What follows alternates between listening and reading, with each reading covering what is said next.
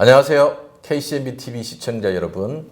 오늘은 글로컬 지식문화 만들기 플랜의 책을 직접 쓰신 저자이신 황종환 박사님을 모셨습니다. 박사님께서는 40여 년간 한국의 문화자산 연구와 확산에 힘을 써 오셨는데 오늘은 김치, 인삼, 그리고 태권도와 한글을 중심으로 대한민국이 어떻게 세계 속의 문화 강국으로 나아갈 수 있는지에 대해서 함께 이야기하는 시간을 나눠보겠습니다. 먼저 이런 활동을 하시게 된 최초의 백그라운드라고 할 수 있나요? 그런 것과 그리고 그동안 어떤 활동을 해오셨고 그 다음에 현재 이 활동에 어떤 직책을 맡고 계신지 한번 여쭙고자 합니다. 네, 제가 이런 분야, 지식 문화 쪽에 관계를 하게 된 배경은 지금부터 한 45년 전, 45년. 45년 전 제가 이제 대학교 3학년, 그러니까 1980년도에 있었던 사건이 이제 발단이 된 것 같습니다. 네. 그러니까 당시에 저는 이제 소위 막걸리 대학이라는 고려대학을 다녔는데요. 그때 가정유사 들어갔던 집이 소위 밀조주 제조하는 공장을 가정에서 같이 하던 그런 사람입니다. 그래서 근데 하루는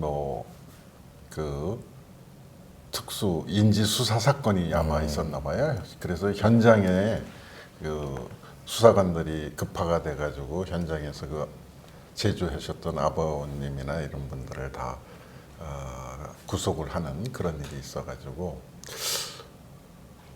처음으로 이게 이런 밀조주 하는 게 술을 빚는 게 이렇게 허가 조건이 까다로운가 또 얼마나 까다로웠으면 그런 걸 알면서도 이런 걸 할 수밖에 없는가 여기에 대해서 이제 첫 관심을 갖게 됐어요. 그래서 그게 이제 저 자신의 하여튼 운명이랄까 그런 게 이제 바뀌어지는 계기가 됐었죠. 그래서 그 사건이 있었을 때 조금 상세하게 좀 말씀을 한번 드려보면은 그 사건이 있었을 때 제가 국세청에 우연히 이제 이 주무부서인 이쪽에 수색과에 물어봤더니 제가 전화 걸었을 이래로 이전에 허가를 새로 양조장 허가를 준 적이 없대요. 그래서 저는 이건 허가는 안 해주고 처벌은 이렇게 강한다는 것은 뭐가 크게 잘못됐다라고 판단돼서 당시에 담당 검사를 찾아가서 근데 마침 대학 선배가 담당 검사라서 우리가 대학 다닐 때 이 술을 먹었는데 이거는 오히려 장려해야지 이렇게 엄하게 할 일이 있겠는가 했더니 담당 검사분이 저를 한참 쳐다보더니 알았다고 가라고 이렇게 얘기하시더라고요. 그리고 3일 만에 방면이 됐어요. 그게 제 인생의 어떤 큰 변환점이 됐습니다. 네, 듣고 보니 참 그때 우리 시대의 어떤 시대 상황들도 이해가 될 수 있고 관이라는 것은 되게 높은 곳이고 쉽게 찾아가서 문을 열고 이야기할 수 없는 그런 시대에 이 처음으로 그 문제점들을 보면서 우리 향토 어떤 음식에 관련된 것들을 어떻게 보다 확장하고 풀 수 있을 것인가를 최초로 고민하신 분이네요. 그런가요? 예. 그게 이제 사실 황 박사님께서 오랫동안 향토 음식, 지식재산. 그러니까 요즘 말로 이야기하면 지식재산, 이런 것들을 위해서 활동하시게 된 그런 중요한 계기가 되지 않았나 이렇게 생각을 합니다. 그러면 이제 글로벌 지식 문화 만들기라는 그런 개념들을 최초로 이제 이야기를 하신 것 같은데 이런 것들이 이제 한국을 넘어서 세계화로 하는 핵심 키워드는 뭐라고 생각하십니까?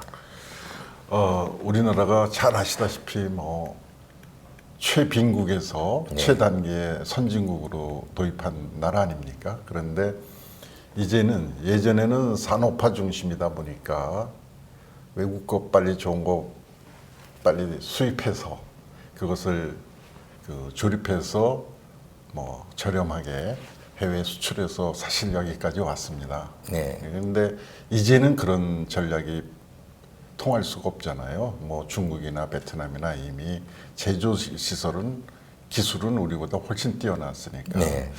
그랬을 때 이제부터 할 일은 우리만의 그 지역만의 정체성이 있는 지식문화 이거를 만들어야 그게 만들어진다면 그걸 매개로 우리가 소위 그런 말씀 하잖아요. 가장 한국적인 게 세계적이다라고 했듯이 가장 한국적이라는 게 이제 또 그건 세계로 볼 때는 한국적이지만 한국 내에서 보면 그것도 한국도 지역이니까요. 네. 가장 지역적인 게 세계적인 거 그런 의미에서 글로컬을 그게 글로컬이라는 게 요즘처럼 실감날 경우가 없습니다. 왜냐하면은 소위 말해서 디지털 시대 아닙니까?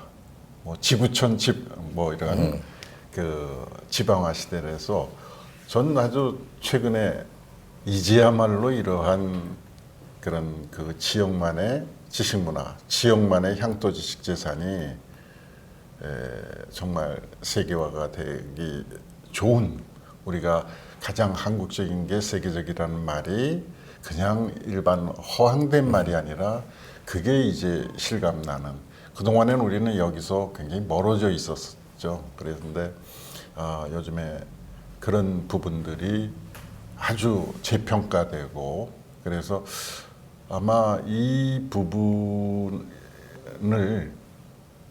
어떻게 하느냐에 따라서 한국이 이제부터 진짜 선진 인류 국가로 갈 거냐 아니면 다시 또 중진국으로 떨어질 거냐 하는 관건이 된다고 봅니다. 사실은 한국의 역사도 한국이 참 조그만 나라이지만 웬만한 나라보다 긴 역사를 가지고 있죠. 뭐 5,000년이라고 하는데 우리 스스로가 우리 역사가 가지고 있었던 풍부한 내용들을 잘 모르고 있었던 것 같아요. 그렇죠. 근데 그런 것들을 찾다 보니까 다 지역에 아주 살아 숨쉬고 있다는 것이죠. 이런 지역에서 살아 숨쉬고 있는 우리의 어떤 역사와 함께 해왔던 우리의 문화 그리고 오늘날 이야기하면 지식 재산 이것이 앞으로 우리 후손들도 그렇고 먹거리로 또 우리나라를 더 발전시키는데 훨씬 어떤 좋은 어떤 소재가 되지 않을까 그런 것을 박사님께서 미리 파악하시고 제일 먼저 이 발로 뛰면서 실천적 활동을 해 오셨네요. 네, 예. 박수 한번 부탁드리겠습니다. 예. 네, 보니까 우리 황 선생님께서는 그 고려대학교에서 법학을 전공을 하셨는데 이 법학을 하시다 말고 대부분 그 당시면 판사되고 검사되고 해서 우리 동네에서 뭐 사시다 이런 걸 패스해서 동네에서 진짜 인물이 났다 이런 칭송을 들을 만한 그런 법대를 다니고 계셨는데 그 이후 쭉 보니까 이런 지식 산업을 위해서 활동을 해오셨는데 그때 막걸리 사건 이후에 구체적으로 어떤 방식으로 이 영역으로 들어오셨는지 한번 말씀해 주시기 바랍니다. 네. 그 사건 이후에 이제 제가 법과대학 대학원에 이제 진학을 했어요. 근데 우연하게 과학기술부에 그 용역에 참여하게 됐는데 그게 뭐냐면은 그 당시에는 우리나라가 이제 해외에서 기술 도입을 하던 시기였잖아요. 뭐 상표 라이센스를 받아서 프랜차이즈도 하고 그걸 하는데 그 동안에 있었던 그 수입 계약서에 대한 평가 조사 같은 걸 하는 게 저희 영역이었어요. 그런데 보니까 번역은 다 잘 된 것 같은데 그 사실관계가 또 법적으로 굉장히 불평등 계약들이 많았어요. 그 당시만 해도 그런 개념보다는 그렇죠. 빨리 그냥 우리나라에 계약해서 선점하는 게 그랬던 것 같습니다. 그래서 제가 그걸 보고는 일반 법률로는 안 되겠다. 내가 최소한 기술을 배워야겠는데 평소부터 뭘 배울까 하다가 이제 그 대학 다닐 때 그런 밀조주 사건을 보고 느낀 게 많아서 제가 그 야간으로 고려대학교에 이제 그 당시에 식량개발대학원이라고 있었어요. 거기 야간에 운영되는데 거기에서 식품공학을 이제 다시 대학원에 들어가게 이중으로 들어가게 됐죠. 사실 근데 그러면서 이런 식품공학을 하면서 또 법이 연관된 게 이제 변리사라는 제도가 있어서 변리사가 되고 이렇게 평생 이제 일반인 거보다도 이런 향토지식재산 뭐 전문 변리사로서 이렇게 오랫동안 살게 됐습니다. 그럼 뭐 우리나라 1호 향토 지식 관련된 전문 변리사가 되신 거네요. 그런 셈입니다. 예. 그러면서 어떤 영역도 개척을 해오신 것이고 선구자시네. 네, 맞습니다. 예. 이 어떻게 보면 우리 대한민국에 상당히 소중한 인생을 살아오신 독특한 분이신데 지금 황 선생님처럼 이렇게 향토 지식 관련해서 어떤 그 변리사나 뭐 이런 변호사나 이런 활동을 하는 분들이 한국에 지금 얼마나 계십니까? 뭐 제가 아는 범위 내에서는 유감스럽게 거의 없다고 봐요. 일반 기업들이나 이런 데들이 뭐 돈 받기도 쉽지. 이 지역의 이런 그 어떤 장인이나 명인들은 참 지역에 있을 뿐만 아니라 상당히 쉽지 않은 문제들이 많죠. 그래서 여기에 애정을 가지고 하는 게 쉽지 않았을 겁니다. 그래서 제가 관련되는 법을 실제 국가에서 만들 때 법 제조 제정 그 작업에도 많이 참여를 할 수밖에 없었어요. 예. 그래서 이제 농림부의 지리적 표시, 특허청의 지리적 표시 제도 이런 것도 영향을 같이 하고 뭐 처음부터 이렇게 해왔습니다. 이러면 이것도 하나의 대학이 하나의 특화된 어떤 그 교육 과정이 될 수 있을 것 같은데요. 될 수는 있겠습니다만 일반 지식재산권 제도가 먼저 되고 그거를 넘어서서 이제 이런 특정으로 확대가 돼야 되는데 우리나라 유감스럽게도 우리나라 교육이 일반 지식재산도 하기가 어려워서 그냥 그래서 사실은 그동안에 못했습니다. 근데 저는 요번에 제가 쓴 책에도 그걸 했습니다만 사람을 키워야 되겠다. 그래서 맞습니다. 이제 향토지식재산 교본이라고 이제 타이틀을 한 이유가 이제는 그동안의 경험을 좀 정리해서 세상에 퍼뜨리고 사람들이 좀 키워줬으면 하는 그런 생각입니다. 얼마 전에 보니까 전북대학교에서도 이제 특임 교수님으로 이런 활동을 하는데 전주대학이죠. 전주대학교에서 예. 그곳에서 이런 학문적 뿌리를 좀 내려서 후학들을 양성하고 그러면서 사실은 이거를 전문적으로 하는 새로운 사람들이 좀 많이 나타나야지 활동들도 여러 곳에서 하고 또 그 힘을 만들 수 있지 않을까 그런 생각이 좀 듭니다. 네.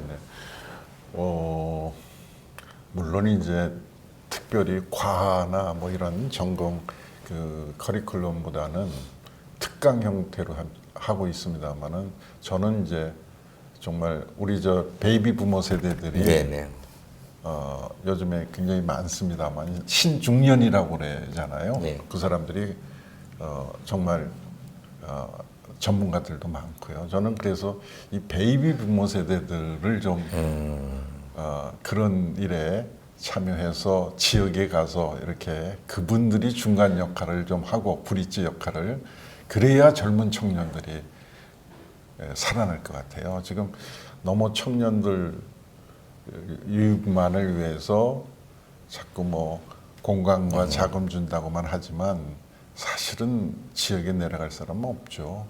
그런데 베이비 부모 세대들이 또 고학력에다가 자기 고향에 대한 그런 애정과 이런 것들이 남아있는 데다가 그 사람들을 좀 더 교육을 하는 거 하고, 지금 대표님 말씀대로 대학에서 학생들 뭐 이렇게 두 가지가 병행이 돼야 될 거라고 생각을 하고요. 앞으로 뭐 그런 면에 좀 아주 열심히 하려고 합니다. 예. 사실 뭐 우리 교육이 너무 판에 박은 듯이 그냥 찍어내듯이 교육을 그렇습니다. 해왔고, 네. 사실은 배운다는 것이 스스로를 풍요하게 만들지만 사회에 이롭게끔 하는 것이 제일 중요한데, 우리는 배워서 먹고 사는데 돈벌이 하는 수단으로 생각하는 경우들이 너무 많은 것 같아요. 그렇죠, 그렇죠. 그러다 보니까 자기 인생을 개척하기 위해서 이 배운 것을 사용하겠다기보다는 남들이 깔아놓은 고속도로에 들어가고 그냥 그 길로 열심히 잘 다니겠다라는 생각만 하고 있는 것 같아요. 그러니까 이 교육이 처음부터 철학의 문제이지 않은가. 이것을 배워서 정말 본인이 하고 싶은 곳에 진짜 박사님이 걸어오신 것처럼 새로운 영역을 개척하고 그 아울러 자기의 인생도 개척하는 그런 교육이 돼야 되는데, 지금의 교육은 잘 닦여진 고속도로를 어떻게 이 경쟁을 뚫고 나만 올라가고 갈 것인가 라는 방식의 교육이 되다 보니까 오히려 더 창조적인 인생을 살 수도 없고 창조적인 영역을 개척하지도 못하고, 이런 것이 뭐 한국만이 아니라 물론 뭐 여러 나라의 문제가 아닌가. 그래서 이 교수님, 황 박사님께서 걸어오신 이 길을 잘 하고 이것에 대한 중요성들을 사람들이 많이 아는 것도 대한민국과 같은 이런 나라들의 발전도 중요하지만 자기 개인 인생사도 대단히 중요하지 않을까, 그런 생각이 좀 듭니다. 네, 예. 책 마지막에 언급하신 김치, 인삼, 태권도 그리고 한글은 대한민국을 대표하는 지식문화 자산입니다. 이 네 가지를 선정하신 어떤 그 특별한 이유가 있으신지요? 예. 그 아시다시피 그 김치, 인삼, 태권도 그리고 한글은 이미 전 세계에 우리가 원튼 원하든 네네. 이미 세계화가 돼 있어요. 그래서 세계화가 되어 있는 것을 이제부터 어떻게 해야 될 것이냐.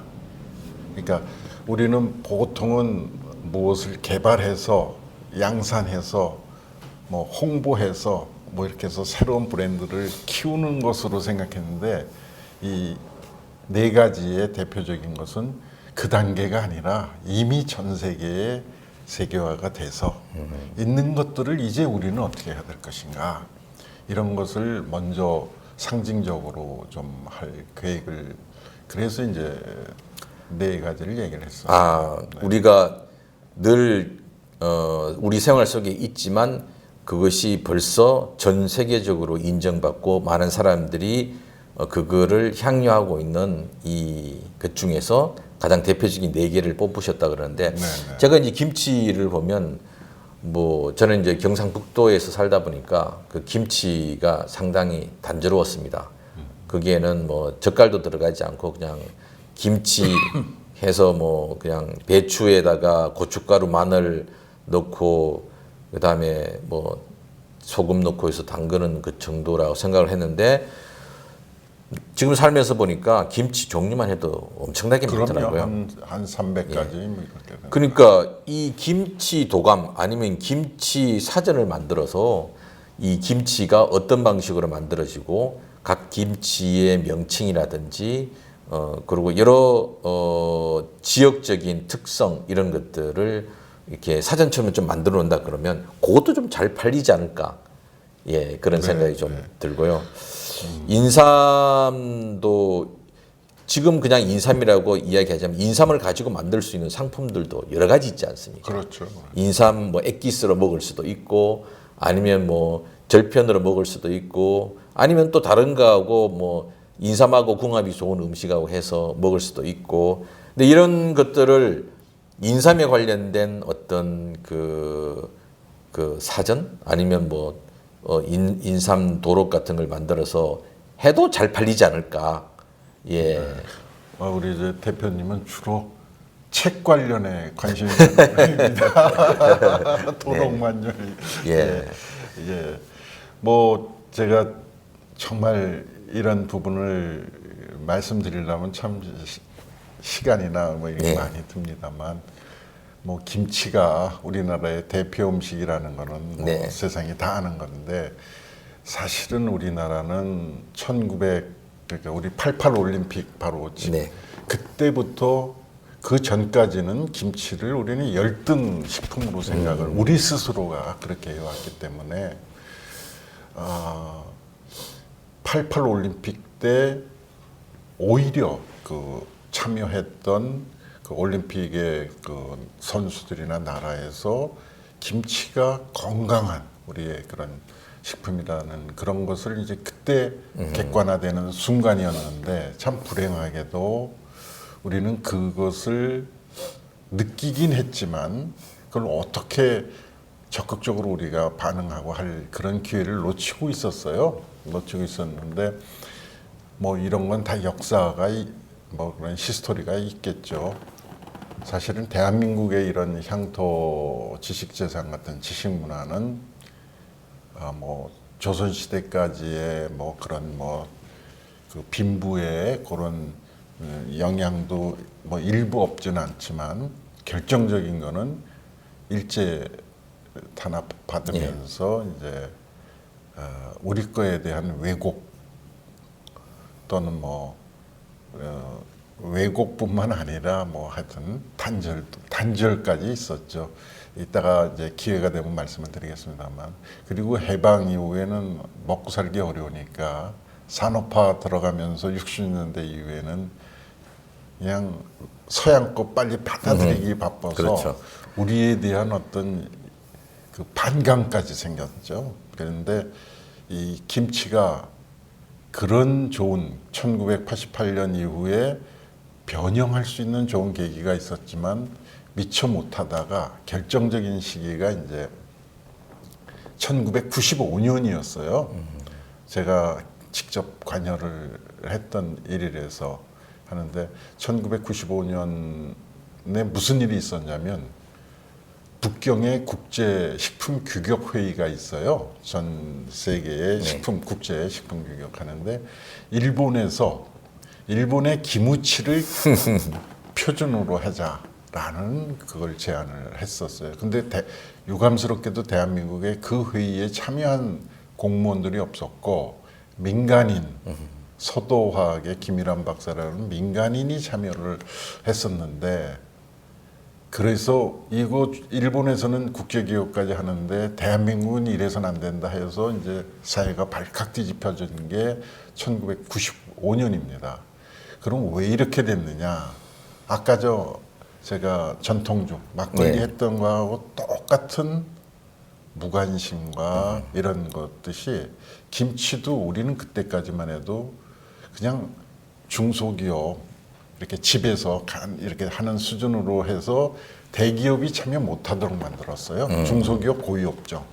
그러다 보니까 해외에서 투자 거래도 못하도록 금지가 돼 있었죠. 근데 이제 다행인 것은 우리의 무배추도 일본에 갖다 심으면은 습기가 많아서 상품이 못 돼요. 그래서 일본의 교포를 중심으로 해서 한국에 투자를 하려고 했는데 외국항관리법에 의해서도 투자도 못하고 그런 문제가 돼서 할 수 없이 일본 사람들이 이제 중국의 그런 우리하고 기후 조건이 비슷한데 무배추도 심고 하게 만들었죠. 거기에 우리의 잘못은 없나 한번 이렇게 봐야 될 것 같습니다. 결국은 일본이 이거를 일깨워준 거네요. 그렇게도 해석이 되네요. 예. 결국은 이제 일본이 그런 걸 안 했으면 아직도 우리가 우리 김치에 대해서 소중함을 이해하지 못하고 그것을 갖다가 어떻게 세계적인 그 브랜드화하는 것에 대해서 생각을 못했을 수도 있을 것 같습니다. 예. 아이러니하기도. 그러네요. 예. 아 그거는 제가 이제 김치 다음에 인삼을 말씀드렸는데 예. 인삼에서 더 적나라하게 이제 나올 겁니다. 왜 인삼이 그러냐면 제가 인삼을 영어 표기를 김치하면 KIM, 예. 인삼하면 IN이 돼야 될 것 같은데 진생으로. GI로 했죠. 예. 이것 때문에 고민을 많이 평소에 했어요. 예. 이게 진생으로 표현하는 게 맞느냐. 제가 향토지식재산을 예. 하면서 인삼으로 하면 되는 그렇죠. 거를. 근데 저는 진생으로 하기로 마음을 먹었습니다. 왜 그러냐면은 아까 그 김치는 그 일본이 그렇게 국제 규격을 해놓고 서도하게 김일한 박사가 이제 저한테도 이제 그 소식을 알려서 이걸 세상에 저도 막 알렸습니다. 그래서 알리는 정도가 아니라 그때 이거를 정리를 해서 해야 되겠다 해서 김치가 기무치를 이겼다라는 책을 펴냈습니다. 네. 아마 베스트셀러였어요 그 당시에. 예, 기억납니다, 저도. 그런 예. 책을 제가 이제 그 조선일보의 이규태 주필한테도 저 서문을 받고 하면서 이제 그걸 했는데 그 인삼은 유감스럽게도 이제 김치는 그렇게 해가지고 2001년도에 김치로 국제 그 통일이 됐어요. 브랜드가. 다만 일반인들이 모르는 게 그때 일본의 기무치도 김치고 중국의 파오차이도 김치 절임 배추로 그게 인정이 돼서 중국은 수출을 할 수 있는 계기가 그때 됐어요. 우리는 그냥 우리가 김치로 규격이 됐다라는 거에만 그냥 막 홍보했지만 그때 공식적으로 기무치와 파오차이도 김치에 그 인정이 됐다라는 거. 그거는 이제 또 나중에 더 얘기가 되겠는데. 근데 인삼은 2015년도 국제 규격에 인삼을 진생으로 하는데 아무도 이의제기가 없었습니다. 대한민국에. 그리고 국제 그런 규격에 의해서 합의를 본 것을 뭐 지금 저는 우리가 잘못한 거는 잘못한 대로 인정을 하자. 그래서 앞으로는 이러지 말자. 근데 여기는 뿌리가 좀 있는 것 같아요. 아까 그 말씀드렸던 그 주세법. 예. 주세법은 일본이 이제 우리나라는 가양주 문화다 보니까 세금 받기가 제일 좋은 게 모든 사람은 그게 술이었어요, 가양주. 그래서 이제 주세령을 1907년에 이제 만들었어요. 그러면서 허가를 받지 않으면 너희들 건강을 위해서 한다, 안전을 했지만 그게 아니라 세금이 목적이에요. 그래서 국세청에서 관할을 했었는데 그게 우리 관습적으로 우리 해방 후에도 계속 이렇게 와서 지금도 그 국세청에서 세금을 받잖아요.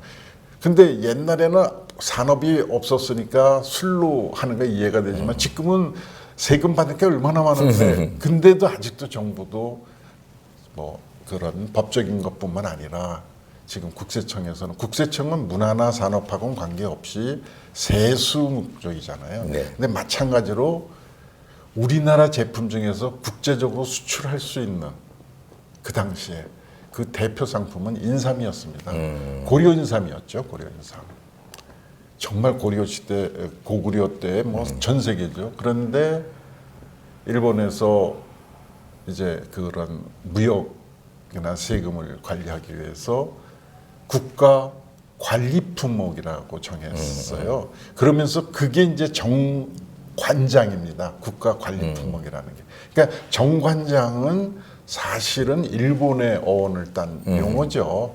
1930. 그러니까 이게 국가 관리가 딱 돼서 관리를 하니까 민간들은 여기에 대해서 연구할 생각조차 못하게 됐고 그게 이제 해방 이후에 이렇게 쭉 해오다가 그때 잃어버린 게 몇 가지가 있어요.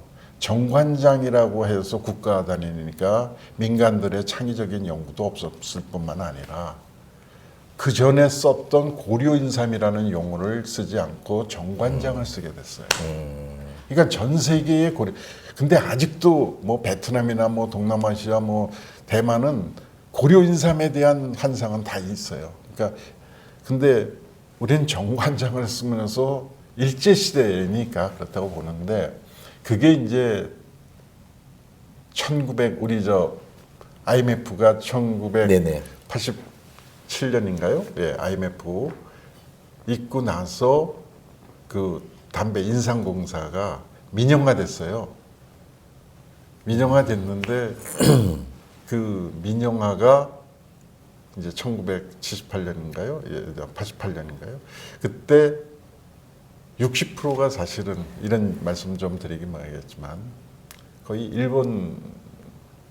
일본에서 주식을 다 인수를 했죠. 민영화됐죠. 근데 민영화됐는데 왜 인삼공사라는 브랜드도 같이 남겼는지 모르겠어요.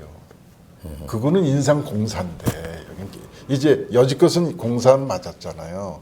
근데 민영화가 됐으면 공사는 거기서 빠졌어야 되는데 그러니까 아직도 대한민국은 세계적으로 가장 인삼에서 브랜드가 커진 것 저희 1위는 아직도 그 고려인삼입니다.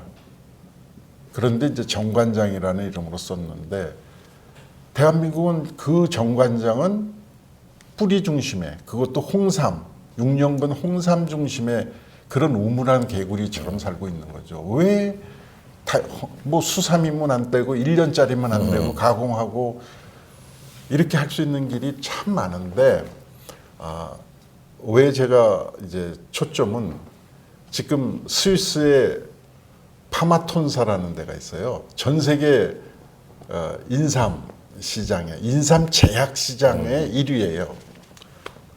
그 진세나라는 브랜드로 하는데 우리는 계속 그 뿌리를 중심으로 홍삼 6년근의 건강 기능식품으로만 했는데 거기는 제약으로 아주 그러니까 우리하고 거기는 인삼 하나 재배 안 해도 그러니까 우리 것이 그런 역사도 있지만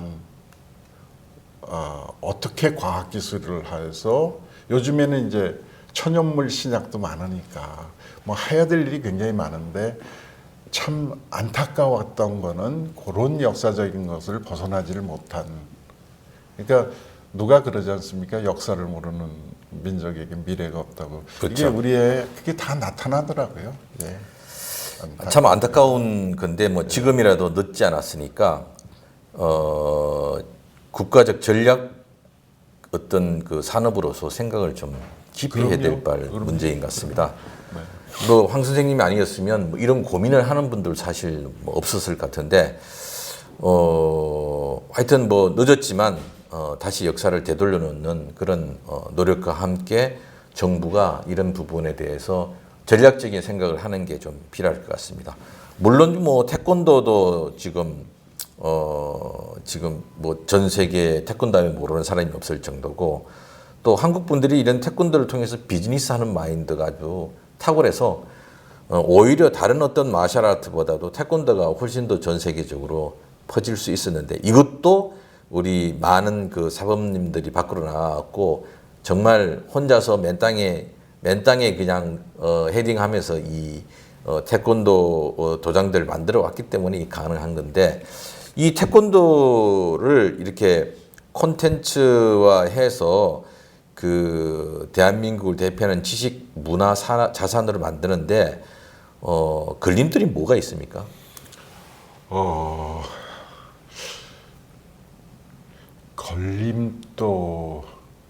걸림돌이라고 표현은 좀 뭐하고요. 예. 예, 어떻게 하면은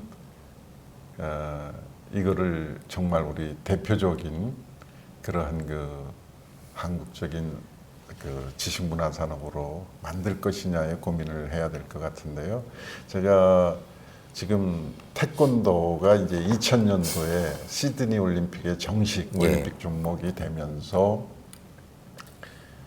지금 태권도 연맹 그 가입국이 214개국이에요. 와. 그러니까 그 뭡니까 우리 그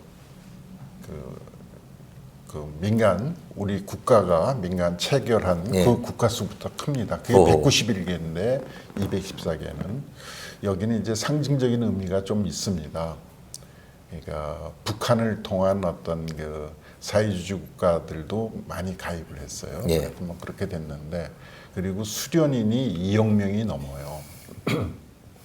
근데 말씀하셨듯이 정말 우리 저 그 파월 태권도 교관 뭐 이런 식으로 하면서 전 세계 하여튼 네. 태권도 사범들이 이제 정말 한 50, 요즘에는 그 작년까지인가 그건 한 50만 이렇게 보더라고요. 근데 그 사람들이 각자 도생으로 했는데 진짜로 어려운 거는 각자 도생을 했는데 그분들이 이미 나이가 먹은 거예요. 스포츠. 근데 우리는 아무도 그 사람들에 대한 관심을 안 갖고 있는 거 하나. 두 번째는 태권도가 알려졌으면 태권도가 단순한 무도로서 스포츠로서만이 아니라 예절과 한국어 그렇죠. 뭐 이런 것까지 그 파생 효과가 큰데 그거를 어떻게 메꿔줄 것인가만 한다면 태권도만한 전 세계에 우리가 알려진 게 없고요. 또 아까 말씀드렸던 214개국에는 뭐 여러 가지 그 역사적인 이유가 있습니다만은 남북이 함께 최근에 유네스코 등재를 하는 그 배경도 거기에 있습니다. 북한도 저렇게 열심히 하려고 하는. 그래서 이제는 뭐 정치적으로 아무리 어렵더라도 문화는 계속해 나가야 된다고 저는 이제 평소에도 얘기를 해왔었는 게 이제 태권도입니다. 그래서 작년에 태권도 북한에서 유네스코 등재를 먼저 신청했잖아요. 먼저 신청했다 취소를 했습니다.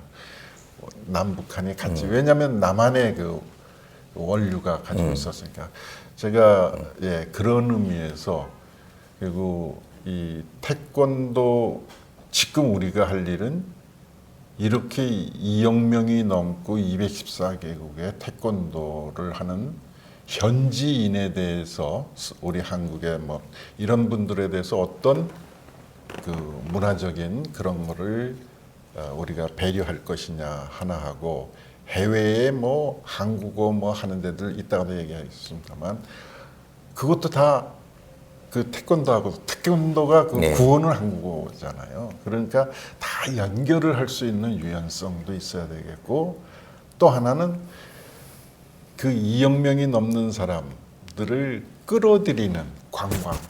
그래서 요즘 사회는 파는 사회가 아니고 요즘은 오는 사회, 예.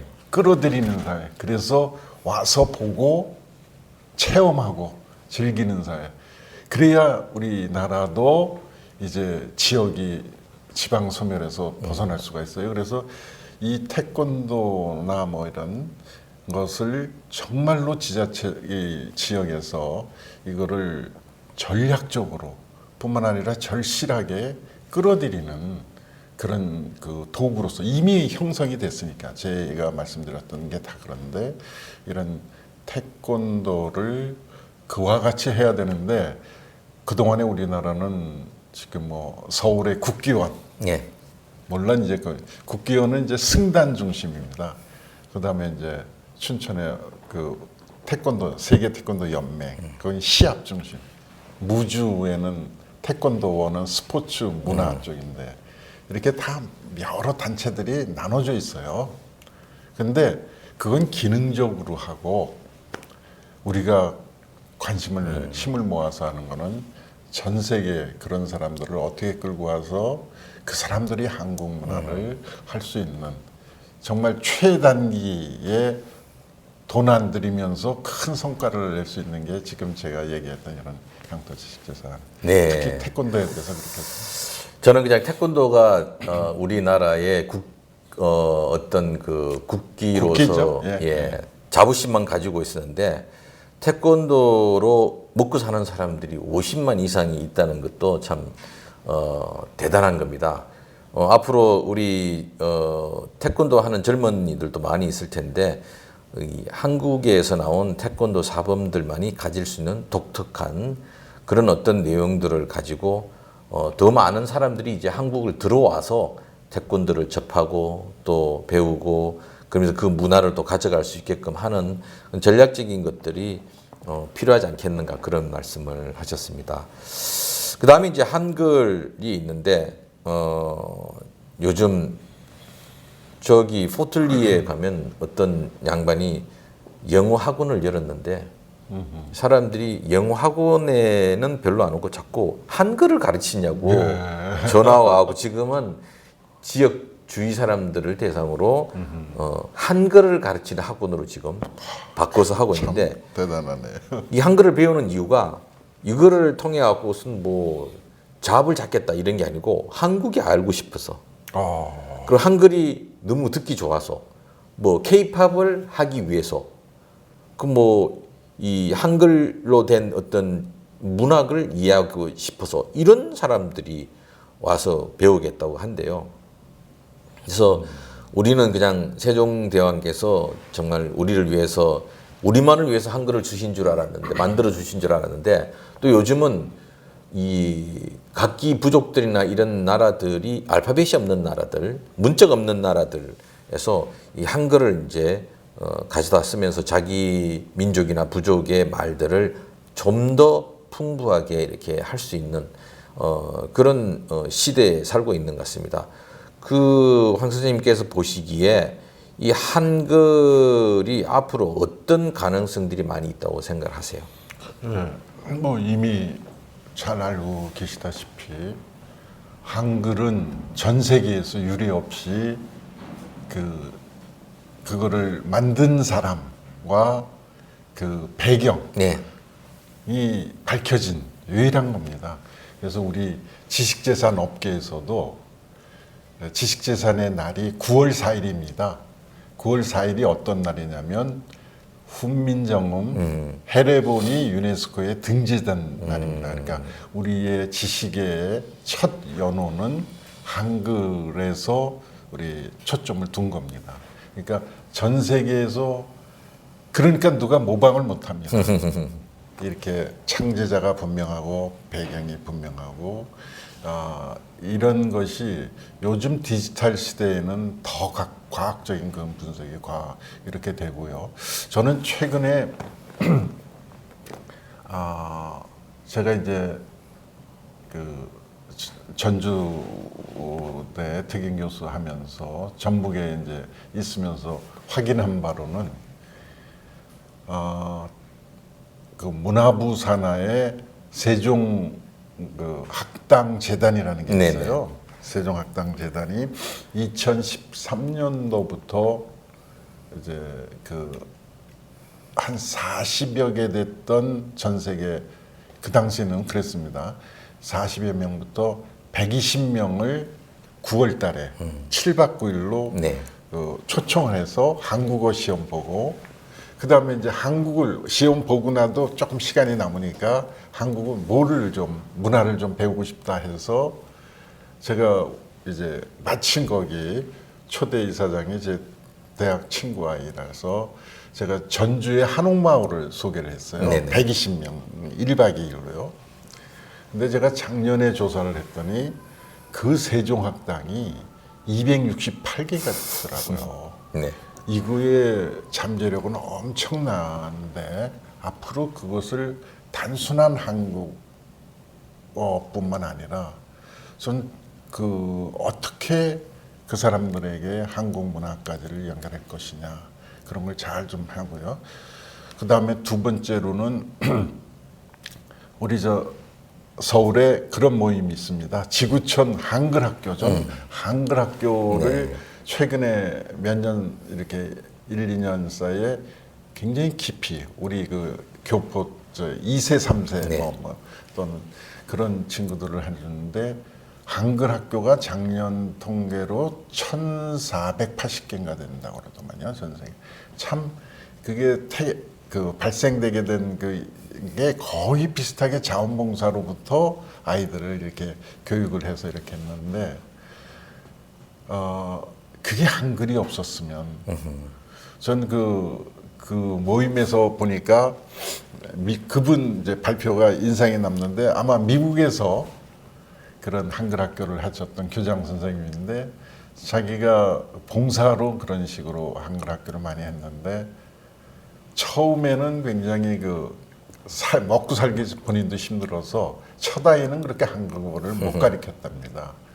근데 막내는 억지로라도 그렇게 토요일마다 이렇게 하고 자기가 완전히 교장 이렇게 헌신을 했는데 그 아이가 대학을 들어가고 나서 자기 어머니한테 그 한글을 이렇게 배우게 그렇게 이끌어줘서 감사하다고. 그러니까 아마 더 선택의 폭과 뭘 보는 그 시각이 커졌던 것 같습니다. 그래서 그런 한글이야말로 저는 이제 우리 대한민국과 연결되는 굉장히 중요한 메시지가 되지 않겠는가 그런 생각을 좀 하고 있습니다. 네, 한글 참 전 세계인의 보석이라고도 보물이라고도 그렇죠. 이야기를 하는데 문제는 이제 이런 한글이 예전에 지금 영어가 전 세계에 많이 퍼져 있고 한데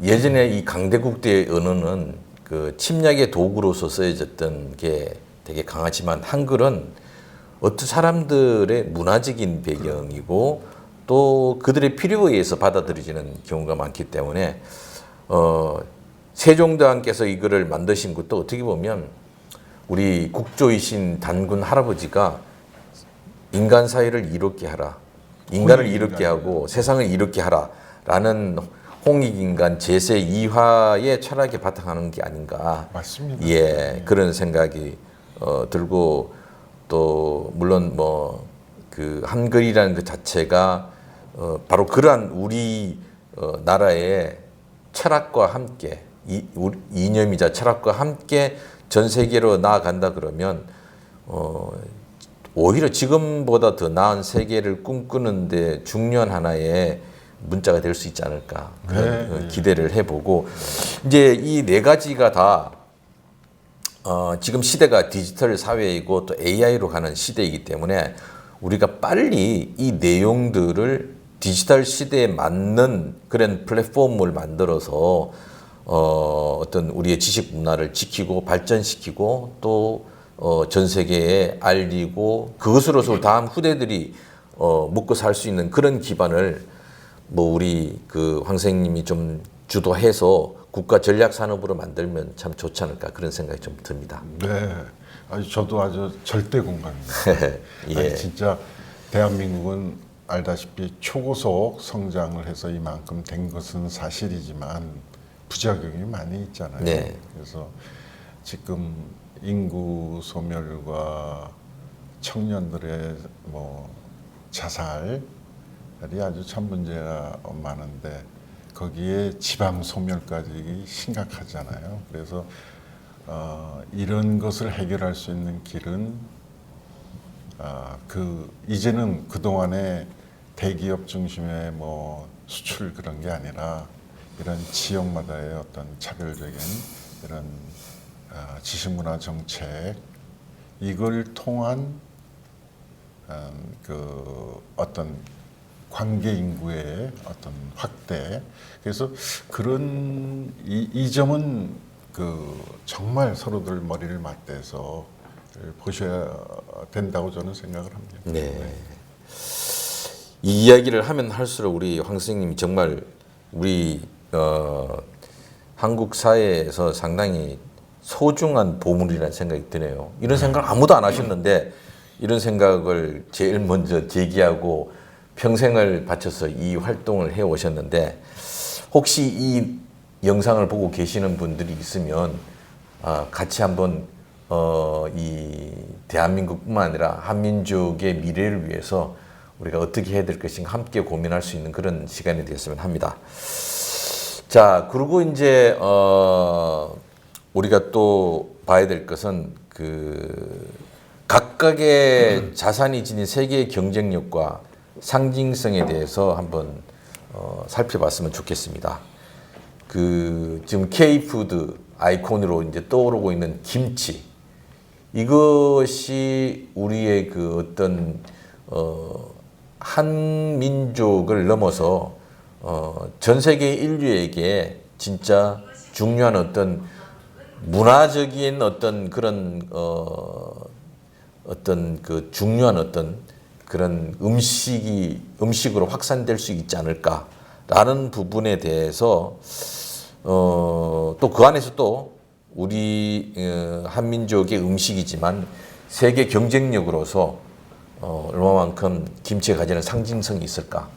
네. 예, 한번 말씀 부탁드리겠습니다. 뭐 김치야말로 뭐 요즘 얘기하는 K푸드의 뭐 상징이죠. 네. 대표적인데 저는 그 K푸드라는 용어의 K를 요즘에 깊이 다시 이렇게 정리하면 단순한 한국을 코리아를 나타나는 걸 넘어서서 한국이 이제는 중국이나 이런 모방이나 뭐 이게 아니라 이제는 우리가 전 세계에 그 새로운 예. 선도적인 그런 그 어떤 문화 또는 심리적인 어떤 패러다임의 변환을 표현하는 게 저는 K라고 생각이 됩니다.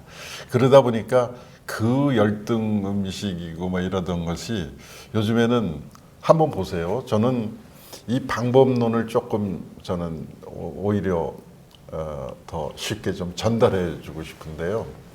우리가 그 좀 김치 산업도 아까 말씀드렸지만 중소기업 고유업종으로 이렇게 보잖아요. 아직도 그런 네. 거를 이렇게 일단 풀어는 놨어요. 근데 최근에 그러나 하여튼 그런 게 있었고 그런데 좀 다시 한번 생각을 해봤으면 좋겠어요. 여지껏 정부에서는 김치 하면은 수출할 때 그 지원이나 홍보만 주로 하는데 이젠 그게 아니라 이런 문화 쪽에 그러니까 왜 문화가 유네스코 등재된 김치와 관련돼서 등재된 게 김장 문화거든요. 네. 김치 산업이 아니에요. 그래서 이제는 김치 산업이 크려면 김장 문화하고 융합이 돼야 돼요. 이러한 브랜드 전략을 우리가 국가적으로 가져야 되는데 왜 그러냐면은 중국이 우리나라의 김치가 2017년, 2018년에 최고 무역 수지 적자를 봤어요. 실감이나 이거는 아주 통계청의 자료니까 대한민국이 김치 무역의 그 수지 적자 최대라고 이렇게 이득이 아니라 근데 그게 현실이에요. 왜냐하면 한국의 김치 수입의 9%죠. 그건 다 중국 거죠. 배추김치 중심으로 한 그거. 문제가 있다고 하면서도 그걸 안 할 수가 없는 게 외식업체들의 그 일반적인 현상이잖아요. 그러면 그거를 이길 수 있는 거는 그리고 또 하나는 이길 수 있는 방법은 뭐냐? 그러니까 중국에 대해서 그게 하나가 있고요. 근데 도저히 가격으로는 이길 수가 없죠. 그러면 뭐 운명이니까 그냥 놔둬야 되느냐? 저는 그렇게 봐서는 안 될 것 같고요. 또 하나는 2018년도 제가 무역수지 최적자였을 때를 기준으로 봐도 우리나라 김치 수입을 제일 많이 하는 나라가 일본입니다. 60%. 나머지가 이제 교포들 뭐 이렇게 나가는데 일본은 고급화를 했고 자기네들의 어떤 스시 전 세계 유통망에 하나로 이걸 넣었단 말이에요. 빠지면 곤란하니까 그런 건데 우리는 여기서 어떻게 할 거냐. 중국에는 가격으로 도저히 안 되고 그러면 중국이나 일본이 도저히 흉내 못 낼 한국만의 정신 그게 김장 문화입니다. 알다시피 우리나라의 무배추가 그게 이제 자연 자원이지 않습니까? 그걸 가지고 가공을 하고 뭐 절임을 하고 해가지고 1년 내내 먹고 살아야 되니까 왜냐면 봄, 여름, 가을, 겨울이 딱 있어서 그때 못하면 안 되잖아요. 그러니까 그때 11월까지 해가지고 1년 내내 먹고 살아야 되니까 상당량을 옛날에는 해야 되죠. 그러다 보니까 혼자서 못하니까 주변의 사람들이 다 같이 해서 협동과 나눔이죠. 다 같이 나눠가지고는. 그게 정신이죠. 이거는 다른 문화에서는 도저히 있을 수가 없잖아요. 그 문화를 이제는 국가하고 기업이 같이 예를 들어서 아프리카도 좋고 런던도 좋고 뉴욕에 김장 문화 그러한 그 페스티벌을 한 몇백 명이 사실은 서울에서도 하고 있었어요. 그거 해서 그거를 어려운 사람들한테 다 또 그 논아주는 것까지가 한다면 그거는 엄청난 홍보가 될 겁니다. 그렇게 되면 개별적으로 접근했던 기업으로는 그런 홍보 못 하고요. 효율성도 없고 그 기업이 이 행사에 참여하게 되면서 이 효과는 기업들이 받는 거죠. 근데 여기서 저는 그걸 넘어서서 하나 하는 게 있어요. 저는 우리가 여지껏 부족해서 중국에 싸구려 하고 일본의 뭐 그런 또 유통망 속에 이렇게 흡수된 거를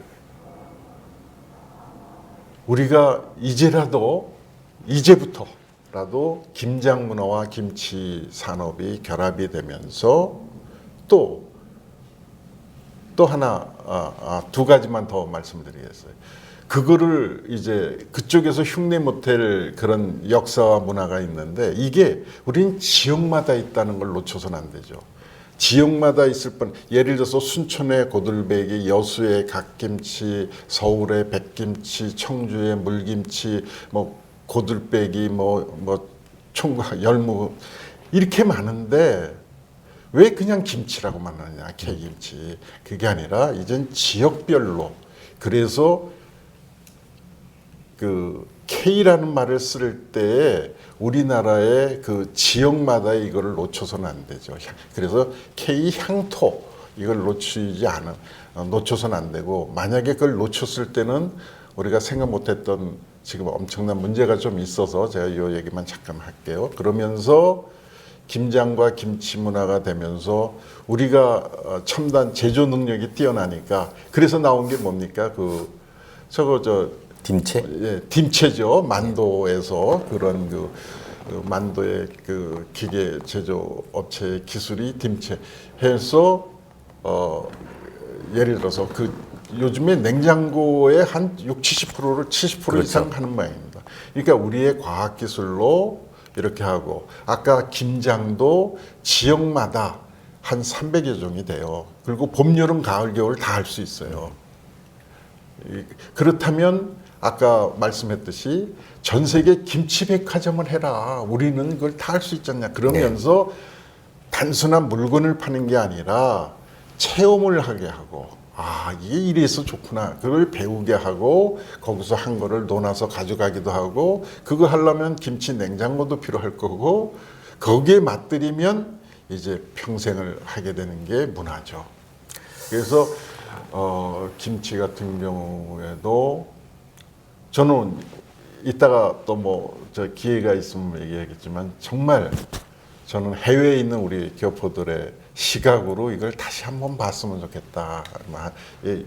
뭐 또 질문 있으실 때 또 얘기를 하겠습니다. 안 그래도 여기에서 그 우리 그 잔치집을 하시는 그 분이 하고 이야기를 하면서 우리의 소중한 어떤 문화가 담겨 있는 음식들을 대충 아무런 어떤 그 컨테이너 박스에 넣어갖고 그냥 사람들한테 갖다 주기보다는 그 하나도 제대로 된 우리 문화가 담겨 있는 디자인되어 있는 컨테이너 박스를 하는 게 좀 필요하지 않겠는가. 그렇죠.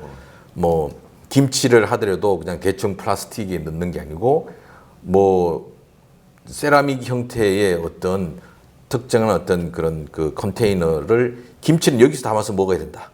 이러한 형태의 우리 문화가 같이 좀 갔으면 좋지 않겠는가. 그럼요.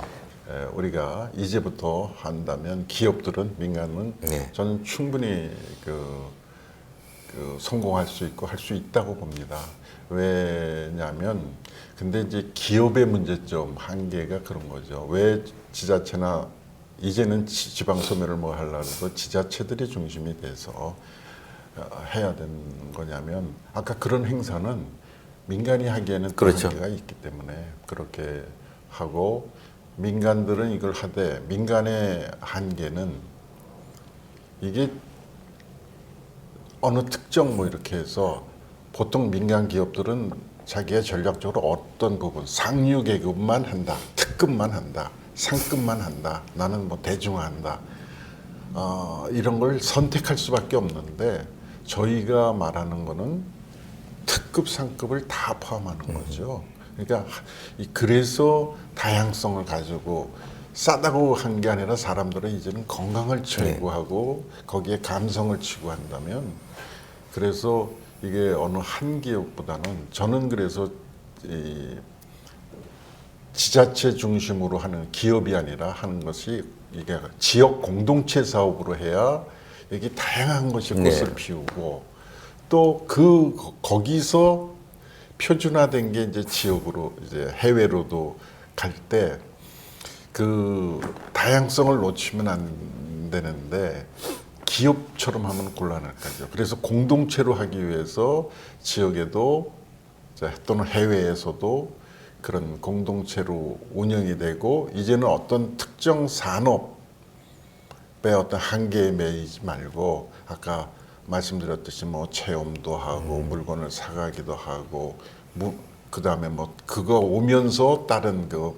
딤체도 사가야 되고 뭐 다른 이렇게 하듯이 저는 충분히 왜 이런 말씀을 드리냐면요. 이런 게 이제 해외 시민들 그 해외인들한테 알려지면 아 저게 한국의 그렇죠. 오리지널이라 하면 여지껏 우리가 몰라서 뺏겼던 중국의 싸구려나 일본의 뭐 저 모방품이 다 우리에 흡수돼 버려요. 그렇죠. 블랙홀처럼. 예. 그러니까 우리만 잘하면 맞습니다. 예. 우리만 잘하면. 그다음에 이제 인삼도 이런 세계 경쟁력 그걸 좀 그 웰빙 산업을 통해서 좀 높일 수 있게끔 어떤 차별화할 수 있는 전략이 있을 것 같은데. 당연히 있죠. 아까도 이미 말씀드렸듯이 우리는 그 식약동원이라고 그래서 대한민국은 그 뭐 먹는 것으로 고치지 못하는 약은 없을 거다 이렇게 했는데 이제는 과학기술이 발전이 됐기 때문에 인삼을 고부가 같이 그 아까 스위스의 파마톤사처럼 의약품으로 아니면 천연물 신약이 요즘에 각광을 받으니까 그런 거로 아니면은 다양한 그리고 그런 그 고급의 그런 그 영역이 지금 얼마나 많이 있는데 우리가 아까 말씀드렸듯이 국가 관리 체제로 하다 보니까 87년 이렇게까지 해보니까 아무도 못하고 그저 그 정관장 홍삼 6년금만 잡고 하는데 홍삼 뿌리만 있는 게 아니라 줄기와 이파리도 다 쓸 수가 있거든요. 그래서 예를 들어서 호떡을 만들더라도 홍삼 잎을 그 위에 탁 넣으면 한국의 고려 인삼 이게 되잖아요. 그러니까 싼 것도 할 수 있고 스포츠 음료도 할 수 있고 뭐 이런 인삼 전도 만들 수 있고 호떡도 만들 수 있는 다양한 게 있는데 대한민국은 참 너무 오랫동안 그 홍삼 6년근에 우물안 개구리식으로 이렇게 묻혀 있어서 좀 그런 거에 이제 그 얽매이지 말고 자유롭게 풀어주는 그래서 여기 창의적인 젊은 사람들도 많이 좀 나왔으면 그렇죠. 좋겠습니다. 예, 결국은 사람입니다. 네. 예, 우리 황성님처럼 새로운 길을 개척하는 그런 교육도 필요하고 그런 젊은이도 필요할 것 같습니다.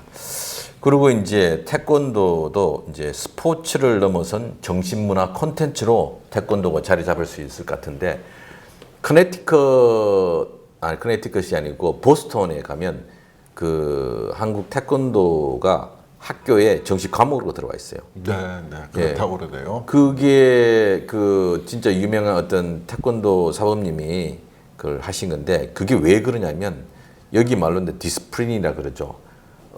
교육이죠. 뭐 예절 뭐 모든 것에 관련된 그런 교육 훈련에 태권도만한 게 없다. 이제 이런 이야기를 하면서 실제 뭐 그 마샬아트 통해 하고 태권도 선수가 되기보다는 수업 시간에 그 태권도를 통해 갖고 어떤 정신 교육 어떤 그 아이들의 행동들을 이렇게 교정할 수 있는 그런 디스플린 교육들이 이제 되고 있는데 그 태권도도 충분히 모든 사람들이 그런 걸 하면서 어떤 그 요즘 보면 뭐 그 미국 사람들은 우리가 생각하는 뭐 예절 이런 것들이 물론 문화라고 할 수 있겠지만 좀 우리가 보기에도 이해할 수 없는 그런 것들이 있는 경우도 있거든요. 그리고 수업 시간에 뭐 왔다 갔다 하고 선생님 말도 안 듣고 선생님 이야기를 들어야지 배움이 만들어지는데 그런 것들을 이제 태권도를 통해서 하니까 선생님들이 너무 좋아하시는 거예요. 그래서 선생님께서 말씀하시다시피 어떤 정신문화 콘텐츠로서 태권도가 어떤 경쟁력이 있지 않을까 하는데 네. 뭐 우스개 얘기로 태권도만큼 비용이 적게 드는 것도 없다. 그렇죠. 그래서 태권도가 주는 그 장기적인 가능성은 굉장히 많다고 봅니다. 제가 소속해 있는 전주대학에서는 그 태권도 그 묘기 같은 거 있잖아요. 네네. 그 수련 그 벤처기업도 세웠어요. 근데 충분히 그게 공연의 하나로 응원의 하나로 이렇게 충분히 발전될 수 있을 거라는 생각을 저는 합니다. 그래서 앞으로는 우리 이런 스포츠, 그러니까 태권도 자체도 중요하지만 태권도 문화 산업에 초점을 많이 둬야 될 거라고 저는 생각이 됩니다. 왜냐하면 좀 부끄러운 얘기지만 우리는 그런 개념이 없어서 태권도 하면은 거의 단일적인데 태권도가 그 제조 납품이 아디다스가 거의 다 독점을 했잖아요. 그러니까 뭐 누구도 관심 안 갖고 있지만은 그런 것들도 이제 좀 우리 스스로 좀 잘 이렇게 하고 또 다양성 있게 좀 하고 좀 그러면 사실 스포츠로서 태권도는 스포츠를 떠난 어떤 정신 예절 또는 한국 그런 게 연계성은 뭐 더 얘기할 필요가 없을 정도죠. 예. 그리고 근데 이제 최근에 보니까 예, 스포츠를 대하는 특히 태권도 그 마스터에 대한 그 지역의 그게 좀 다르더라고요. 미국, 캐나다, 호주들은 굉장히 또 높이고 사부에 대한 근데 이제 그 아프리카 쪽은 좀 이런 태권도를 선교 중심으로 요즘 나가고 그런데 중앙아시아 쪽이나 이런 데가 많이 폈더라고요.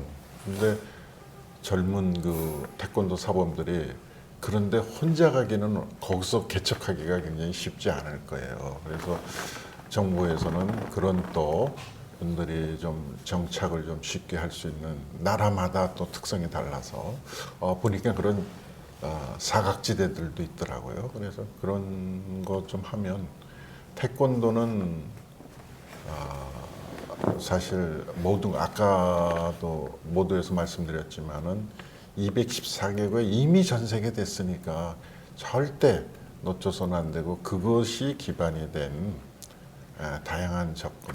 저는 뭐 애니메이션이나 뭐 또는 태권도 하는 그 무예 스타들이라든지 뭐 하여튼 할 일이 굉장히 많을 거라고 저는 생각을 합니다. 예, 또 이제 중요한 게 이제 한글인데 그 유네스코가 인정한 독창적인 문자 체계 그리고 이거를 가지고 어떤 교육 콘텐츠화 하는 것 이것도 상당히 뭐 이거는 뭐 세종학당이다 뭐 있는데 우리 한국이 너무 압축 성장을 하다 보니까 문제는 우리가 가지고 있는 것도 제대로 잘 내놓지 못하고 있고 잘 써먹지 못하고 있다는 거거든요. 맞습니다. 네. 예를 들어서 이제 뭐 저희들이 한국을 간다든지 해서 어떤 고궁을 가고 뭘 하면 뭐 몇 몇 군데만 이렇게 데리고 온 사람들만 그 나라 언어로만 이렇게 설명을 해주고 그러는데 이게 그 꼭 거기뿐만 아니고 온라인으로도 온라인 콘텐츠로도 뭐 다른 나라 사람들이 이해할 수 있는 해당 언어로 요즘은 AI도 많이 발달이 되어 있는데 언어로 서비스를 할 수 있는 게 충분히 가능하다고 네, 보거든요. 충분히 가능하죠. 근데 그런 것들을 좀 안 하는 것 같아요. 그거 어떤 우리 문화유산들을 보여주는 것도 그 문화유산이 사람들이 찾아와갖고 실망 안 하고 이런 문화가 있었구나라는 것을 충분히 언어로 습득할 수 있는 게 있어야 되는데 이게 뭐 우리 한글도 중요하지만 그 나라에 해당 언어로도 이해할 수 있는 것들이 필요하다 보거든요. 그래서 이런 상황에 한글을 만약에 그 디지털 시대에 맞게끔 좀 해놓는다 그러면 직접 한글을 멀리 있어서 와서 배우지 못한다 하더라도 온라인을 통해서 혼자서 습득할 수 있는 것들이 충분히 가능하다 보거든요. 그래서 뭐 전 개인적인 생각이지만 그런 콘텐츠화를 시켜서 어떻게 이 한글이 하나의 뭐 상품이라기면 상품이고 우리 문화를 다른 나라와 공유할 수 있는 어떤 중요한 콘텐츠가 되지 않을까 네, 그렇죠. 그렇죠. 생각을 예. 해봤습니다. 예. 우리 그 한방의료 같은 경우도 서양의 어떤 세부적이고 분석적인 그거하고 통합적인 거는 다르지 않습니까? 네. 최근에 이제 21세기 오면서 이런 한방의 그 가치가 훨씬 그래서 독일 같은 데도 의사들은 그 우리가 소위 얘기하는 일반 그 양의가 한국의 그 동의보감 번역본을 다 익혀서 나오더라고요. 대한민국만 이렇게 되는데 최근에 원격 의료 제도가 일단은 이제 그 내년 3월부터 원격 의료 제도가 인정이 됩니다. 그럼 굉장히 진작에 했어야 되는데 그게 있고요. 그 다음에 뭐 물리적으로 그렇게 떨어져 있는 것이나 이런 경우에 굉장히 뭐 그건 필요하죠. 요즘에 그건 충분히 가능한데 다만 아까도 얘기했다시피 조금은 이런 통합적으로 좀 생각을 하는 그런 게 굉장히 필요하다고 봅니다. 저는 뭐 특히 지금 해외에 있는 제가 관심 있는 사람들이 두 부류가 있습니다. 혹시 이제 그런 하나는 우리나라에서는 소홀히 하고 있는 해외 유학생이나 다문화 가정에 제가 관심이 굉장히 많아요. 우리 문화를 우리가 잘 못 보고 오히려 이렇게 우리 한국어나 한국 문화를 제3자로서 배운 사람이 보는 한국. 네. 이게 더 정확한 그게 있을 수 있고 국내를 벗어난 해외에서는 우리 동포들이나 이런 사람들의 눈으로 본 제3의 그러니까 오히려 요즘 세계가 디지털 세계가 젊은 사람들한테도 전 행운이라고 저는 그렇게 확신을 합니다. 저는 확신을 이렇게 하고 있어서 그 아까처럼 당연하다고 생각했던 거, 또 뭐 아까 한방도 말씀하셨지만 우리는 제도로 막아놨고 네네. 뭐 이랬는데 이제 아까 뭐 주세, 뭐 인삼 다 그랬었잖아요. 그래서 이제는 어떤 특별한 기득권층에 의해서 제도화됐고 그 해결 못하는 거기서 좀 벗어나야 되리라고 보고요.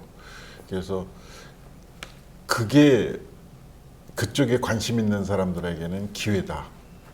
지금 엄청난 기회가 있을 겁니다. 다만 혼자 하기가 어려울 때 정말 지역 사람들이 좀 뭉쳐서 공동체로 접근을 하지 않으면 대신 쉽지는 않을 거다. 공동체로 해야 이게 오래 가고 이렇게 될 것 같습니다. 미국 사회도 보면 뭐 카네기 파운데이션이나 뭐 락펠러 파운데이션이나 이런 사람들은 그들이 그 사회에 투자하는 게 엄청나잖아요. 지금 당장 그들이 큰 기업을 갖고 있지 않다 하더라도 그때 벌어서 만든 파운데이션들이 얼마나 그 순기능적인 역할들을 많이 하고 있는지. 그래서 지금 미국 사회가 그나마 이 259년이라는 세월을 흘러왔는데 한국 사회 이제 106년이 되었는데 바로 이런 시기에 한국 사회에서 그 큰 자본을 가지고 있다고 생각하는 분들은 이런 데 투자를 하는 게 좀 필요하다고 봅니다. 그 말씀이 참 공감을 하는데 우리나라가 참 자본주의를 도입한 게 얼마 안 돼서 그런 건지 참 그런 면에서 좀 아쉬움이 많이 있습니다. 앞으로는 그렇게 돼야 될 거고요.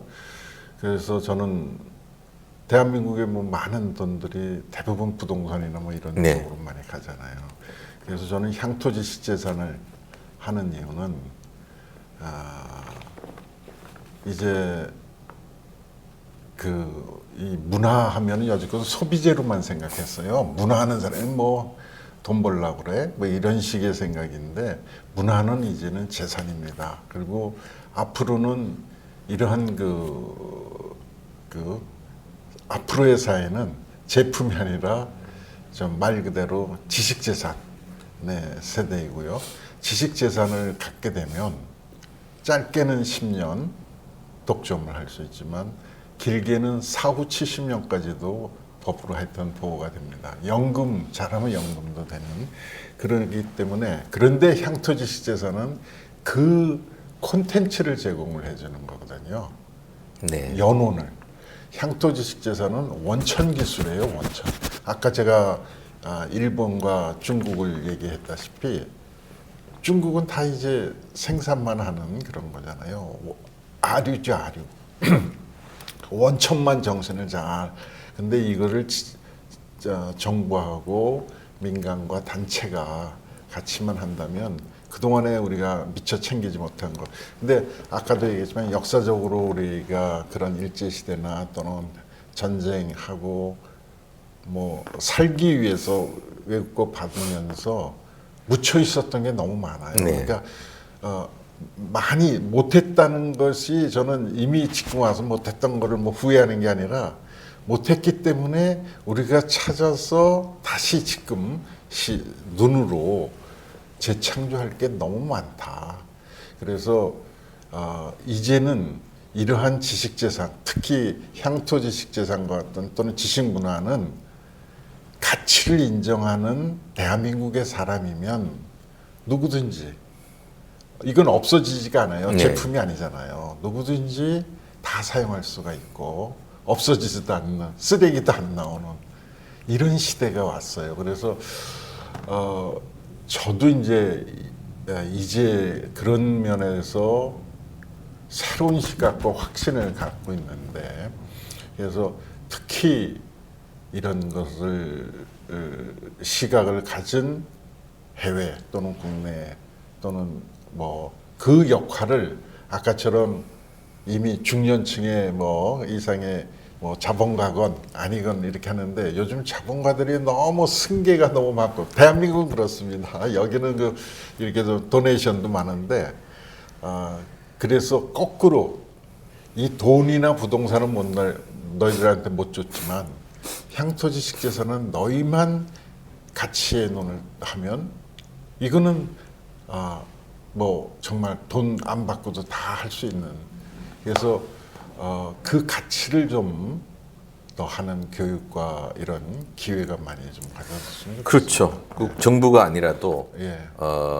이런 돈을 크게 번 회사들이 파운데이션을 만들고 그 재단이 이런 일을 하는 사람들이 갖고 온 프로포자를 보고 지원해갖고 함께 이런 어떤 전략적인 그 지식 컨텐츠들을 만들어가고 하는데 투자하는 게 저는 대단히 중요하다고 생각을 하거든요. 그럼요. 그럴 수 있으면 최고죠. 예. 그러면 최고인데 예, 돈을 쌓아놓고 뭐 어디 투자할 데 없다고 걱정하지 말고 그럼요. 그러고 파운데이션을 만들어야 됩니다. 내가 비즈니스를 잘했다고 내 자식과 손주들이 비즈니스 잘 한다는 보장은 없거든요. 그렇죠. 그러면 내 손주나 자식들은 큰 대주주로 있고 전문 경영인들을 데려오고 파운데이션 재단을 만들어서 오히려 그 다음 후세들이 그 안에서 좋은 소리 들으면서 그 사회의 유지로서 그 사회 발전을 위해서 노력하는 그 모습이 오히려 존경받는 그런 가문을 만들어 주는 것이지. 그거 참 멋있네요. 예, 이게 뭐 내가 그 제왕적인 어떤 그 이 비즈니스, 그러니까 어떤 자기의 기업을 제왕적으로 운영해하고 자사손손 못 내려갑니다. 그럼 예, 그렇게 내려가다가는 뭐 다음 3세대, 4세대 내려가고 소위 말해서 연산군 같은 자손이 나오면 어떻게 되겠어요? 네. 그러면 그거로 다 끝나버리는 거거든요. 그렇지만 딱 파운데이션을 만들어서 그 재단에 투자된 돈으로 투자해서 나온 이윤으로 매년 사회에 환원을 하고 자기의 후손들은 그 사회에서 존경받는 가문의 후손으로서 살아가고 저는 그런 방식에 대해서 한국에 돈을 버신 분들이 좀 고민하는 것들이 그러면서 이런 데 좀 투자하면 좋지 않을까 좋은 생각을 좀 해봤습니다. 그 사실 아까 말씀하시기에 해외에 나와서 그 제3자의 입장으로 볼 수 있는 근데 그 가장 대표적인 것이 이번에 그 K-pop 디먼 헌터스 그 감독이 그 한국에서 태어나서 미국 캐나다에서 자란 사람이잖아요. 네. 그러니까 저는 어디 가서 그런 이야기 많이 해요. 그 자기 우리 집사람 이야기를 자면 이야기를 들으면 자다가도 떡이 생긴다는 말에 대해서 그 설명을 내가 아닌데 나만큼이나 나를 더 사랑하는 객관적인 사람이 어떤 상황에서 나를 봤을 때가 가장 정확하게 판단하는 것이다 라고 생각하고 저희 집사람 이야기하면 저는 늘 들어요.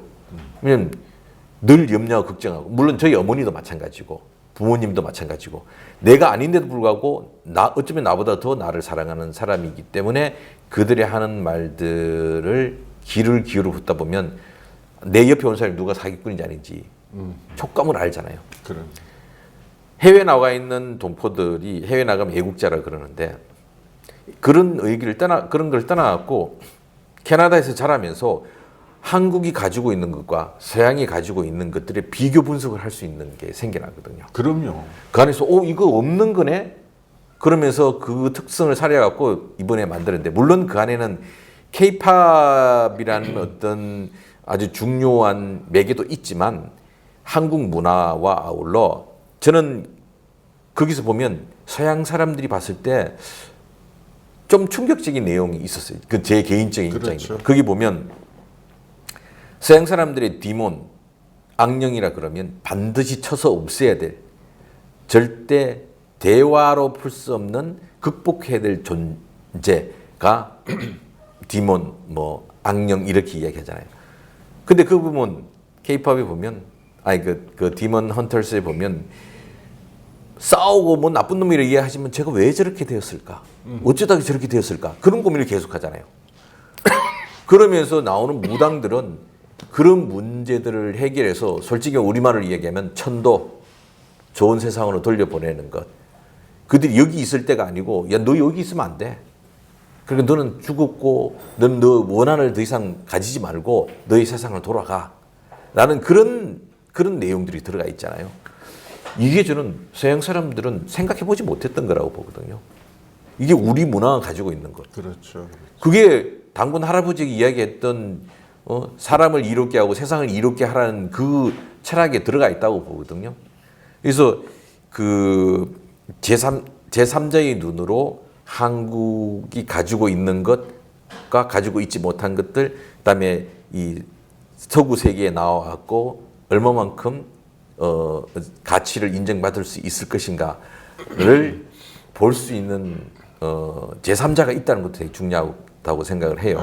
그래서 해외 동포, 머리 검은 외국인이 아니라 해외 동포도 위대한 한민족의 시대를 열어가는 같은 어떤 동료다라는 생각들을 한국이 좀 가지면 좋지 않을까 생각이 듭니다. 아니요, 그건 아주 당연히 그랬습니다. 제가 두 가지 사례를 들겠습니다. 아까도 비슷한 얘기를 했지만 그 국내에 들어와서는 네.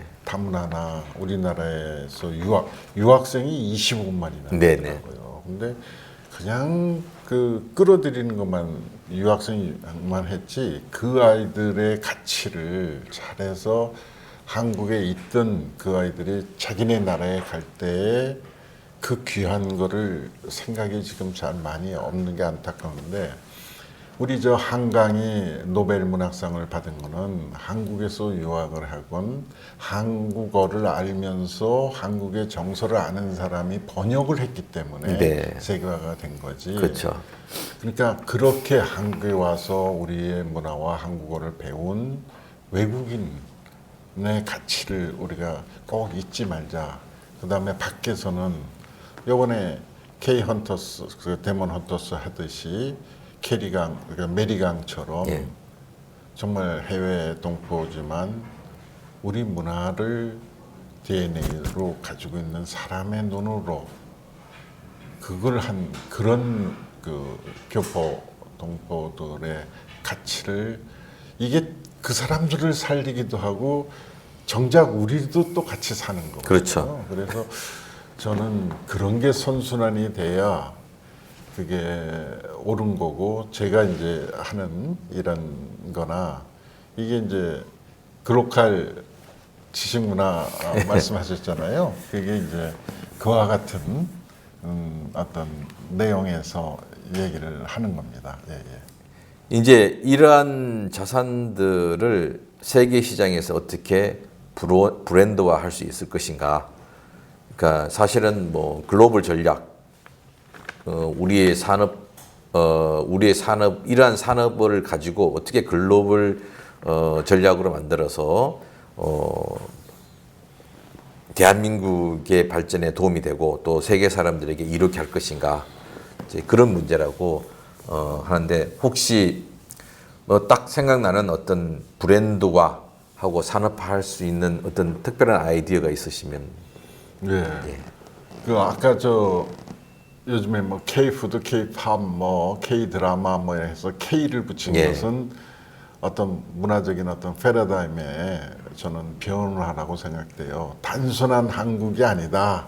이제는 이제 세계의 우리 차별하다 이렇게 얘기를 하잖아요. 근데 그럴 때 저는 좀 조심해야 될 게 있다고 봅니다. 하나는 K라는 말을 쓴 건 좋은데 예를 들어서 전주 비빔밥이다. 네.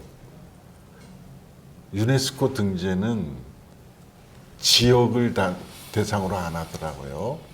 예외로 한 경우가 있지만 그냥 한국의 비빔밥으로 등록, 네. 유네스코 등재를 해줘요. 그러면 한국의 비빔밥 또는 K 비빔밥을 하게 되면 그러면 전주는 어떻게 돼요? 그렇죠. 이제는 기업 단위가 아니라 그것을 가지고 있는 전주시라는 또 거대한 역사 이쪽이 살아야 되는데 지금 유네스코하고 이게 좀 다릅니다. 그러니까 그렇게 했을 때 무슨 문제가 생기냐면 K 푸드 하면 어느 대기업이건 다 K 푸드예요. 한국에만 있으면. 그러면 정작 그 지역의 핵심을 가지고 정체성을 가지고 지역 전체가 한 그것이 문제가 돼버려요. 그래서 그것을 조금 제가 그래서 이제는 세계화 되려면 그 지역 여기서 말하는 그러니까 우리가 해외하고 얘기할 때 뭐 김치나 이미 다 태권도나 세계화가 됐으니까 네.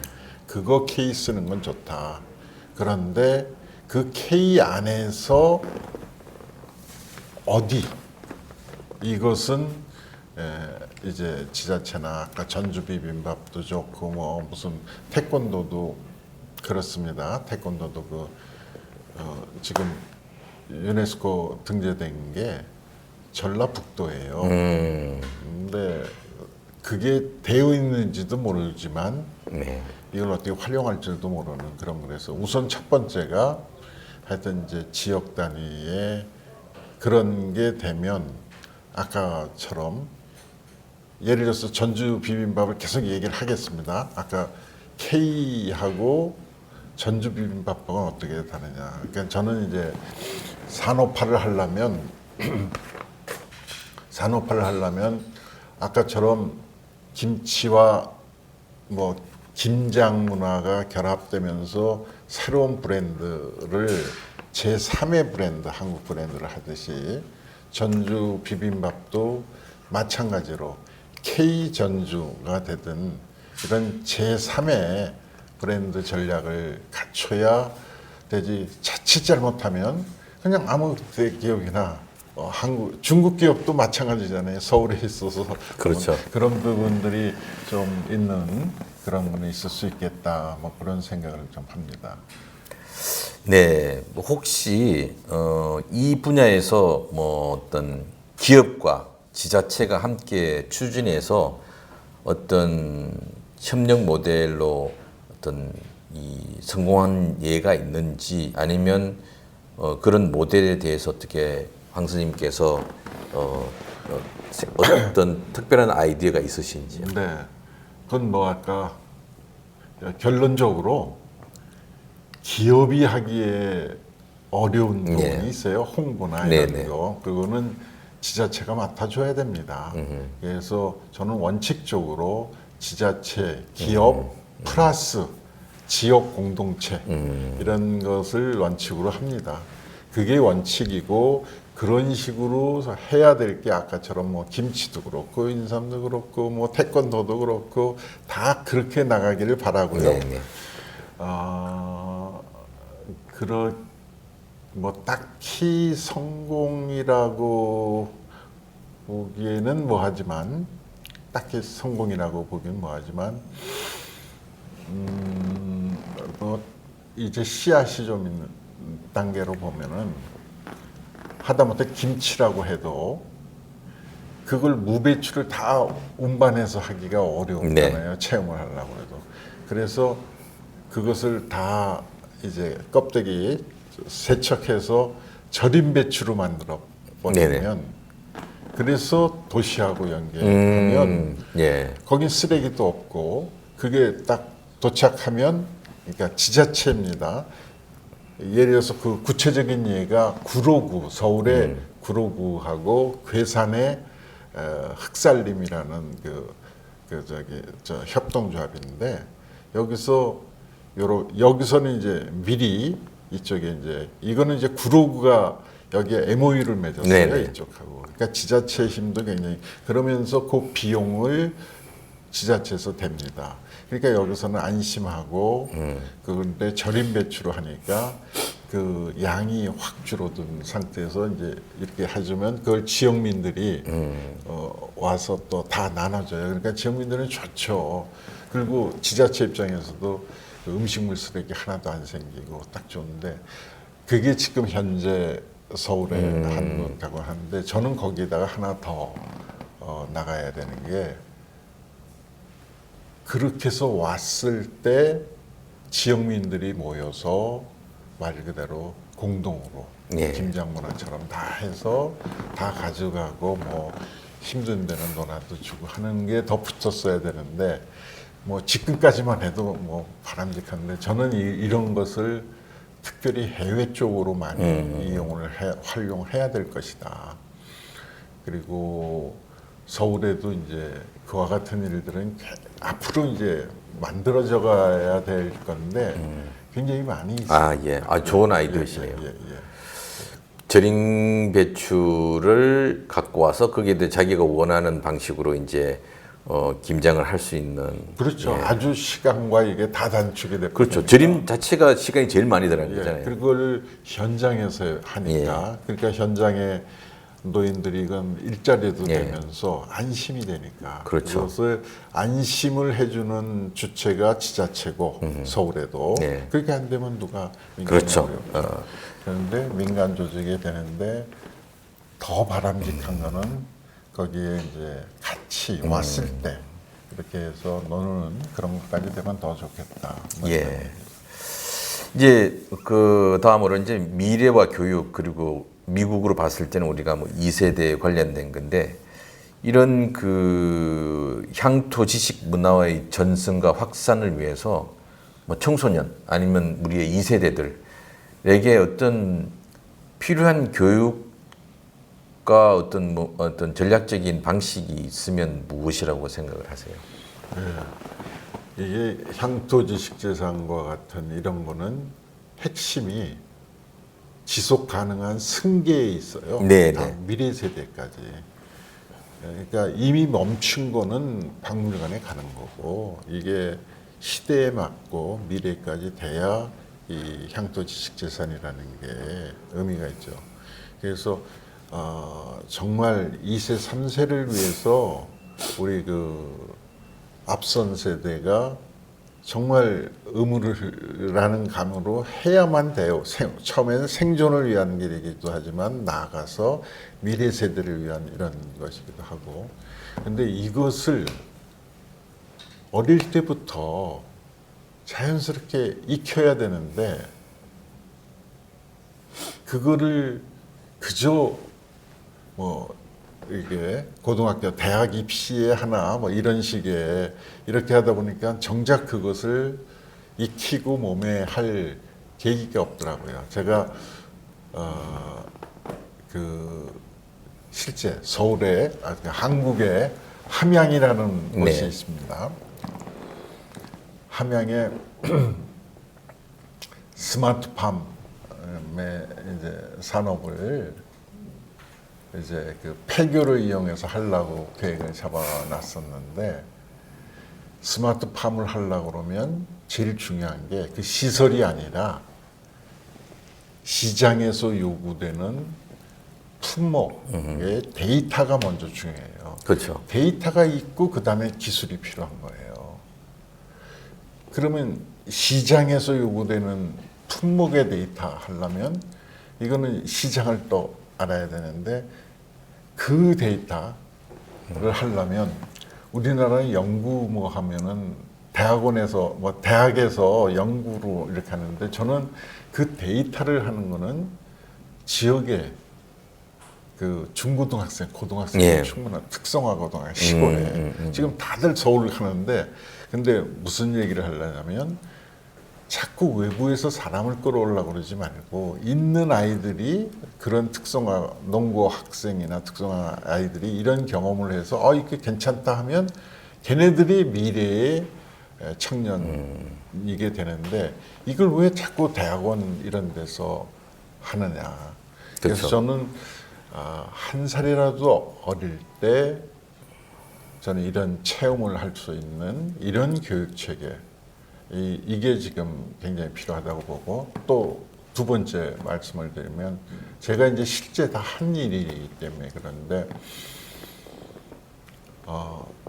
그 어느 대학의 신산업 그 융합 정부 공모 사업이었나 봐요. 지식재산 융합 사업을 하는데 저를 어떻게 초청을 해서 제가 갔는데 융합을 하려면 전공이 다 다르잖아요. 네.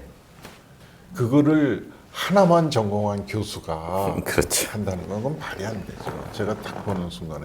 근데 저를 초청을 했기 때문에 제가 했고 그래서 한 학기를 제가 멀지만 제가 해줬는데 미리 그 지역에 이런 차별화된 향토지식재산 같은 거를 미리 발굴을 해야 되죠. 주최 측에서. 놓고 관심 있는 사람 그쪽에 모여라. 5가지 해놓으면. 그러면 얘네들이 이제 전공과 다 모르고 이거를 걔네들이 이제 또 회의를 해서 만들어가는 과정에서 부족한 거는 이제 교수가 코칭을 해주면 되는 거죠. 그러니까 방법을 좀 그렇게 앞서지 말고 교수가. 그래서 저는 첫 번째 하루라도 어릴 때 그 지역에 그런 가능성이 있는 것을 하면 그 아이한테는 계기가 될 거고 그게 이제 도시로 하는 또 길인데 아직 그 생각들을 안 하고 있는 것 같고 또 지역이 이제 그 신산업 같은 교육 교재를 하는데 요즘 융합이거든요, 전부 다. 근데 융합을 교수가 선도하지 말고 그런 걸 놓고 아이들이 하고 교수는 코칭을 하는 그런 방식이 중요하다고 봅니다. 그래서 그게 대한민국보다는 미국이 훨씬 교육은 더 좋으리라고 생각이 되는데 그 교육은 하여튼 미국이 뭐 앞서겠지만 제가 생각하는 교육은 이런 식의 어릴 때부터 주변에 이렇게 만날 수 있는. 전 개인적으로 여기서 한 번 한 거는 벌써 10월 달이네. 네. 여기 오늘 이 행사 끝나고 이제 요번에 한국에 귀국하면 전 태어나가지고 고등학생들 강의를 부탁받은 건 난생 처음입니다. 근데 그런 아이들이 이런 걸 새로운 생각을 할 수 있는 계기가 된다면 그것도 의미가 있겠다. 그렇죠. 교육의 패러다임이 지금 바뀌고 있는 것 같은데 바뀌어야 될까요? 벌써 오래전부터 미국에 이제 전공을 한 학생들보다도 리버럴 아트 스쿨들, 그러니까 인문학 계통의 학교들의 학생들을 기업들이 오히려 더 선호하는 경우들이 많거든요. 그 뭐냐면 벌써 지금은 전공해봤자 회사 일을 하려고 그러면 그 벌써 10년 전 거야. 회사는 빨리 교육시켜갖고 빨리 일을 하는 사람들이 필요하잖아요. 그러니까 리버럴 아트가 뭐냐면 지금 있는 세상에 있는 인포메이션들을 모아갖고 자기의 데이터를 만들어서 프레젠테이션을 잘할 수 있는 그런 훈련들 많이 하거든요. 그러니까 뭐 정치학이다. 그러면 정치학의 옛날 걸 외우라는 게 아니고 그 정치학에 관련된 어떤 특별한 띠어리가 있으면 그 띠어리에 있는 사람 내용들을 모아갖고 자기가 자기의 띠어리를 만들어서 발표하는 이런 데에 특화된 훈련들을 하거든요. 그러니까 지금 오히려 그 AI 시대에 들어오니까 이게 훨씬 더 유리한 상황이 지금 되고 있어요. 자기가 옛날에 배웠던 학교에서 배웠던 답을 찾는 전공보다는 기존에 있는 인포메이션들을 어떻게 잘 활용하고 그리고 어떻게 데이터화 잘 시키는가. 지금 AI를 쓰려고 그래도 AI에게 어떤 명령을 줘야 될 것인가가 더 중요하잖아요. 그렇죠. 어떤 콘텐츠의 내용으로 어떤 명령을 줘서 어떤 결과를 만들 것인가. 이런 것들을 아주 빠른 시간 내에 하려 그러면 교육의 패러다임이 바뀌어야 된대요. 암기하고 시험 보고 이러한 시대는 아주 이제 뒤처진 시대가 되어버린다고 보거든요. 그런 교육의 패러다임이 없는 상태에서 계속 아직도 많은 부모들이 기존에 있는 어떤 직업군들의 그냥 경쟁을 통해서 들어가는 교육만 시켜서는 안 된다고 보거든요. 황 선생님께서 그동안 해오신 것처럼 관심 있는 분야에 끊임없이 파고 들어가고 그 영역에서 10년 하면 좀 알 것 같고 그 한 10년을 하면 먹고 살 수 있을 것 같고 10년은 업적을 남기는 그것이 저는 하나의 인생이라고 생각이 들거든요. 아니 정말 이 세상에 하늘에서 뚝 떨어진 건 없습니다. 네네. 그래서 우리 나라가 좀 일제시대 때 그런 거 또 산업화하면서 서구에 이렇게 한 거는 사실이지만 역으로 5천 년이 사실 묻혀 있습니다. 네. 저는 아까도 얘기했지만 거꾸로 젊은 사람들의 눈으로 또 해외 유학생이건 다른 사람의 눈으로 이걸 재발견하면 이게 그렇지 않으면 묻혀 있는 사람은 이게 무관심할 수밖에 없는데 재발견하면은 이건 기회가 옵니다. 어떤 기회가 오느냐? 아까도 말했듯이 아무리 해도 돈도 안 들고 써도 쓰레기도 안 남지만 이러한 5천 년의 거인들의 어깨에 올라타서 세상을 바라야 돼요. 그러니까 절대 하늘에서 떨어진 건 아닌데 그런 지역마다의 이런 거 하다못해 우리나라는 그 탱크도 말이죠. 예. 우리나라가 뭐 산도 많고 갯벌도 있으니까 너무나 자연스럽게 그런 걸 제조하더라도 고려를 하잖아요. 네. 그러니까 전 세계에 지금 먹히잖아요. 그러니까 대한민국이 좁은 땅덩어리다, 부존 자원이 없다라고 생각하지 말고 그 부존 자원은 없을런지 모르겠지만 계절만 해도 봄, 여름, 가을, 겨울이 여름하고 겨울이 한 50도 차이가 나잖아요.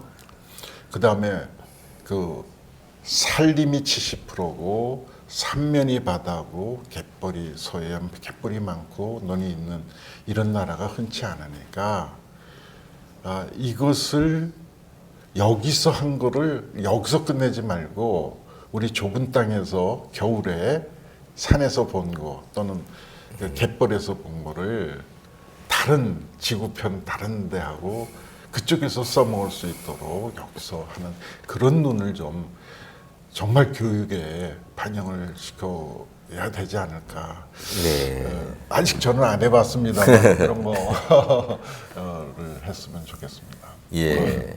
그러니까 그 한우물 파는 게 좀 필요하고 그러나 열려 있어야 됩니다. 예. 기존에 있는데 자꾸 경쟁을 통해서 비집고 들어가기보다는 자기의 영역을 개척하는 것들이 그렇죠. 필요하고 그 고속도로에서 나오고 가면 나오고자가 되는 거지만 자기가 개척한 길은 잃어버려도 자기 길이잖아요. 그럼요. 예, 저는 그런 도전 정신은 뭘 창조하겠다 창의력에 대한 호기심들이 전 중요하다고 생각이 드는데 그 황 선생님께서 지금까지 남들이 안 해온 길을 개척해 오신 것들이 하나의 롤 모델이 되지 않을까. 그래서 황 선생님이 좀 더 한국 사회에 좀 부각되는 게 좀 필요할 것 같은데요. 네. 예. 그래서 저는 이것도 하나의 인생이고 그리고 그 인생과 함께 그 대한민국이 가지고 있던 모든 자원들을 재발견해서 새롭게 우리의 삶을 풍부하게 하면서 새로운 영역을 좀 개척하자.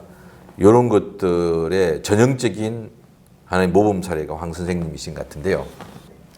유일하게 이 길을 걸어오신 분이 우리 그 황 선생님이신데 그 딱 몇 마디로 그 우리 황 선생님께서 꿈꾸시는 대한민국의 지식문화 강국.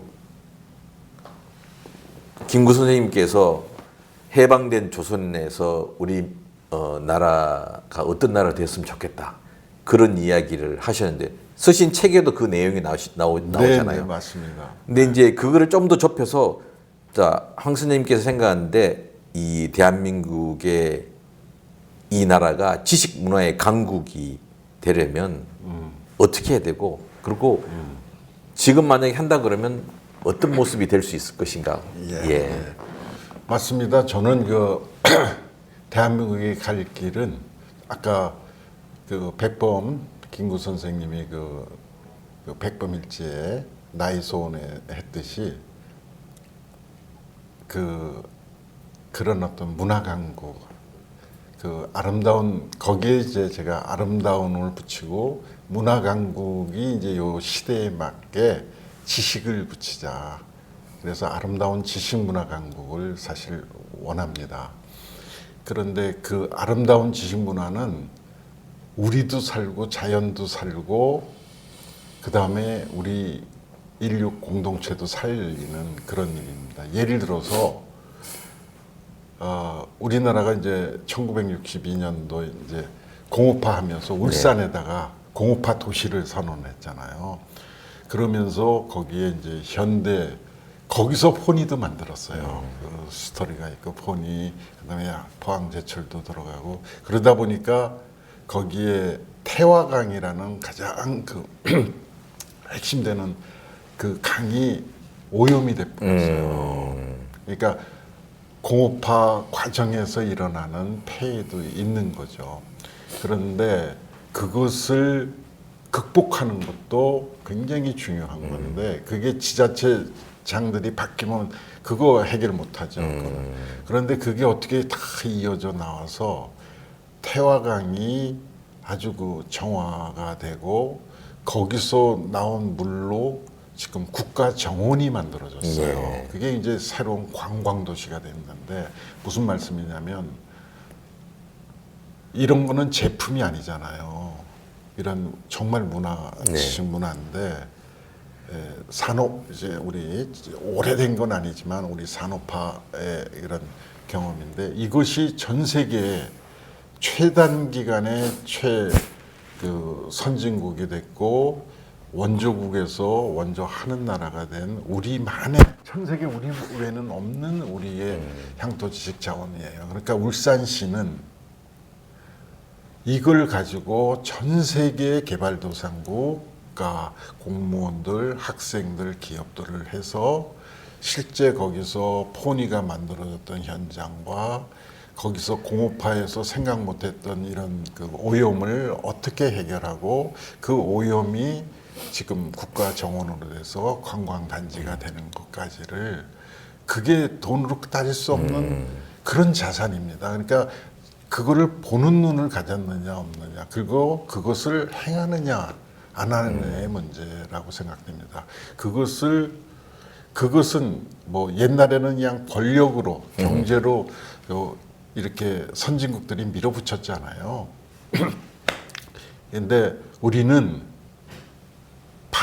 우리도 해외에 나가되 우리는 문화로 나가고 그 나라에도 그런 향토 지식 문화가 있을 겁니다. 그렇죠. 그걸 받아들이는 열린 구조로 선순환이 되는 저는 그런 그게 김구 선생님의 그 후배로서 지금 아름다운 지식 문화 강국이 아닐까 그렇게 생각합니다. 그러니까 뭐 대한민국만큼 극한의 계절을 가진 곳도 그렇죠. 없고, 없죠. 그리고 극한의 지리적 환경을 가지고 있는 것도 없고, 그러면서 우리가 하나하나 극복해오면서 오늘날 우리가 5,000년의 역사를 이어왔고, 또 이 남들처럼 산업화를 하면서 생각지 못했던 오염된 이 지역들을 또 해결하면서 새로운 어떤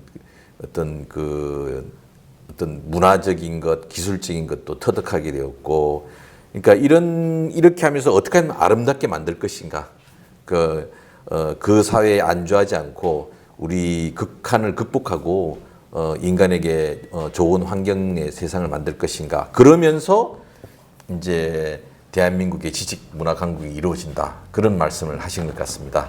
네. 하여튼 뭐 대단히 생각하지 못했던 많은 부분들을 배웠는데요.